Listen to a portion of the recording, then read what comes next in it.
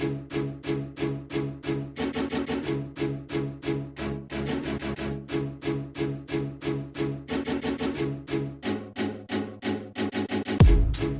afternoon, and welcome to the 800 Credit Score Man Show.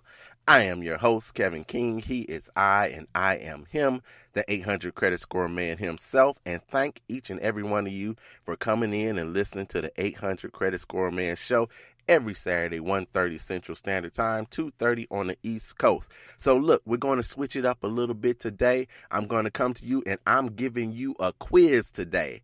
I know. If you walked in the classroom when you were in high school or in junior high or even in college and the teacher said, pop quiz, everybody groans, says, oh. But look, check this out. This is going to help you. It's going to enrich you. It's also going to show you that you probably know more than you actually think that you know when it comes to the credit scoring system. And it's because you have been listening to the 800 Credit Score Man Show. So I'm going to give you a pop quiz today, and maybe you'll learn something in the process as well. So stay tuned and engage in each and every one of the questions, and let's see how well you do on this particular quiz. What I'd like you to do after the show, after you've taken the quiz, doesn't matter if you're listening to it today, which is Saturday, or if you're listening to it on any kind of replay or iTunes or what have you, and it's Monday, Tuesday, Wednesday, drop me a line. Let me know if you knew the answers to most of these questions and if you learned anything in the process as well.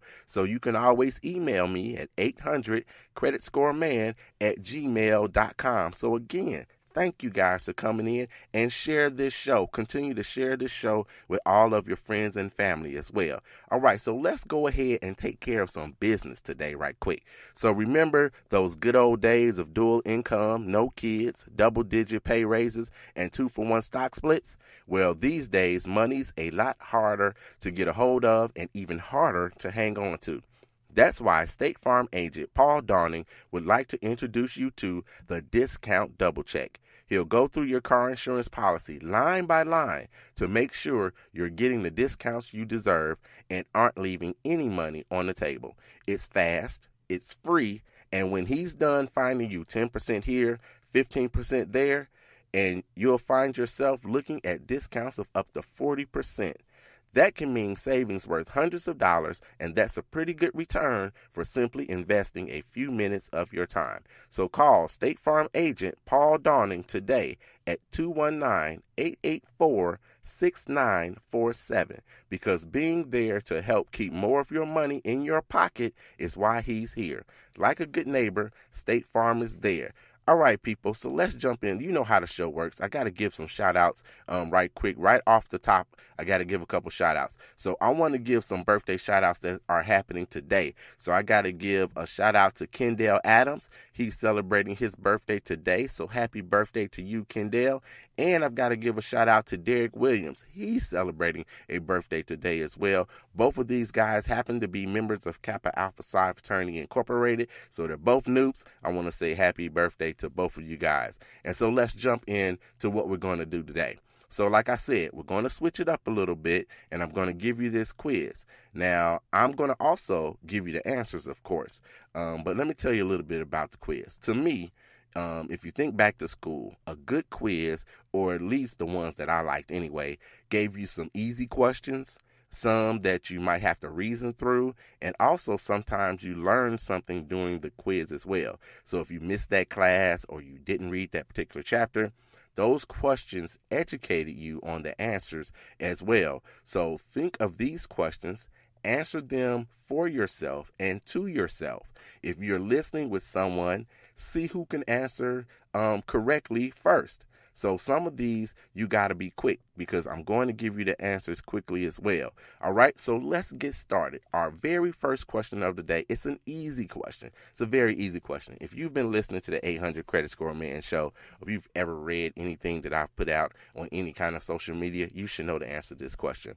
And the very first question is this: what is the range of your credit scores? Now, I'm not going to pause too long on this because you absolutely should know this. The range of your credit scores run from 300 to 850. The higher, the better, of course.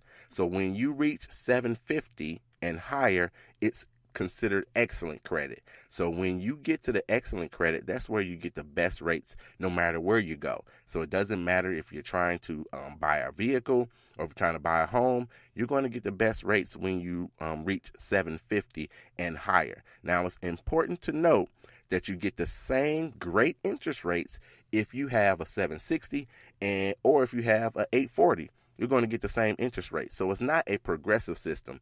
So once you hit excellent, you're going to get the best rates possible. So when I say it's not a progressive system, what I mean by that is that even though somebody has an 840, doesn't mean that they get a little bit off of their percentage point than somebody that have a 760. Both of you are in the excellent range. Now, where the differences come is when you're below that. So if you're under the 750, if you got a 700, you're not going to get the same rate that somebody that has a 750, a 760, and so on and so forth. So that's where the progression starts. But when you're in that category of excellent, of 750 and higher, and in some places it's at 740, some places it might be 720. If you're dealing with like a vehicle and you got a 720, you may get the absolute best rates that are out there as well. So you want to hit that excellent range, so there's no question at all about the interest rates that you're going to get. You'll get the best rates. So the answer to that question, what is the range of your credit scores, is 300 to 850. I know each and every one of you guys knew that. So let's jump to question number 2. Where can you get your free credit report? Now, come on. All of you guys got to know this one. Last week's show was even entitled where you can get your free credit report. So by now you should have shouted it out to yourself or in your car or at work or wherever you are. And you know this because you've been listening to the 800 Credit Score Man show. It's at www.annualcreditreport.com. That's where you can get your free credit report. And I know all of the eager beavers out there are saying yes, and they're adding to this. Well, stay tuned. The rest of what you might want to talk about is going to come up in another question later on in the show. All right, so then let's go to question number 3. Question number 3 is, do inquiries have a negative or a positive impact on your credit score? Now, you guys should know, if you listen to my show at all, that I talk about inquiries a lot, more than the average credit expert, if you will, talks about inquiries, because most people don't believe that it's a big deal because it's a smaller portion of what makes up your credit score. However, it can become a big deal because it impacts your credit score right away. So the answer to the question is, do inquiries have a negative or positive impact on your credit score? Is they have a negative impact on your credit score. There is nothing positive at all about having an inquiry on your credit report. You will get dinged, if you will, a few points each and every time you have a hard inquiry. And a hard inquiry is when you're attempting to obtain credit or something of that nature. Not like a soft inquiry. When you have a soft inquiry, that's like if your employer or potential employer pulls a credit report on you because they kind of want to see, who do you owe and if your credit's good or bad or what have you. That's a soft inquiry. That does not negatively affect your credit score. But hard inquiries, when you go to apply for that credit card or to apply for that mortgage, then that negatively affects your credit score, and almost immediately.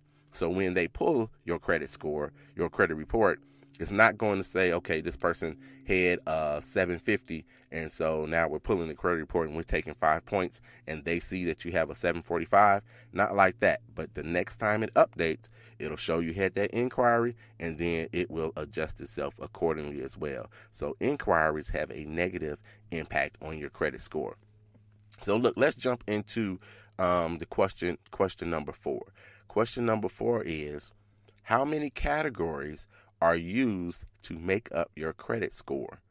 How many categories are used to make up your credit score? Now, I've done at least 2, if not 3 shows regarding the categories that make up your credit score. So you should know these categories, and you should absolutely know what the percentages are of how they come to calculate your credit score. So I'm going to tell you the answer to how many categories are used to make up your credit score. It's 5. There are 5 different categories that are used to make up your credit score. And again, I know the eager beavers out there, all the people that have been listening to the 800 Credit Score Man show, those that binge listen to it because you just found it last week or a couple of weeks ago, you know what these 5 categories are. Again, stay tuned. That might be the answer to a question that will come up later in the show. So make sure that you stay tuned. So let me pause right quick right here and give a couple more shout outs. I want to give a shout out to Kimberly Adams. Kimberly Adams has served State Farm with outstanding service for 15 years. She's been with State Farm, so I want to say congratulations to you. And again, I'm sure State Farm thanks you for your dedication and your service to them. So Kimberly Adams, you get a shout out today on the 800 Credit Score Man show. And I also want to give a wedding anniversary shout out to Desmond and Cheryl Chambliss. They celebrated 8 years of wedding bliss this week. So happy anniversary to you guys as well. So look, we're about 11 minutes in. So let's go ahead and do a couple of more questions, and then we'll get to what? The question of the day. One of my favorite parts of the show is the question of the day because it comes from you, the listeners. You guys send me your questions, and you can do that at 800 creditscoreman@gmail.com. And of course, you can always hit me on Facebook on that page, 800 Credit Score Man, as well. And you can find me on Instagram as 800 Credit Score Man, on Twitter at Credit Score _Man on Twitter. If you follow me there, I always follow you back. Okay, so then let's jump to the next question. So that was question number 4 the last time. So now we're at question number 5. So which category has the most weighting and what is the percentage? So I just asked you the question, how many categories make up your credit score? And the answer was 5, right? So which of these 5 categories has the most weighting and what is the percentage? So the answer to this is that payments, paying on time, or how well you pay or how bad you pay, that makes up the biggest portion of what your credit score is made up of. So a lot of people are under the impression that, hey, I pay my bills on time, every time, all the time. I should have an 850 credit score. I should have an 847 credit score. Well, that's not necessarily the case because you see that paying on time has the most weighting in your credit score. But it's not the only factor. Since there are 5 factors, that leaves 4 other factors. And paying on time, to answer the second portion of this question, what is the percentage? The percentage is 35%. So it has the most weighting, and it's at 35%. And that's how well or how bad you make your payments and how well you pay on time. So look, let's jump into another question right quick, and then we'll get to the question of the day. So this is a trick question. It's a trick question, so think about it before you answer. And this is question number 6 for today. This is the trick question. And at the end, there will be a bonus question as well. What category has the lowest weighting and what is, or the percentage? So what category has the lowest weighting or percentage of, we already know that there are 5 categories. So what category has the lowest weighting? We just talked about the one that has the most weighting, and that was your payments, and it's at 35%. What category has the lowest weighting or percentage? Now, the reason this is a trick question is because the last 2 categories that we typically, when we put them in order, the last 2 categories are inquiries and your mix. So you know what an inquiry is. We just talked about that, and we do it a lot. And your mix is the type of accounts that you have.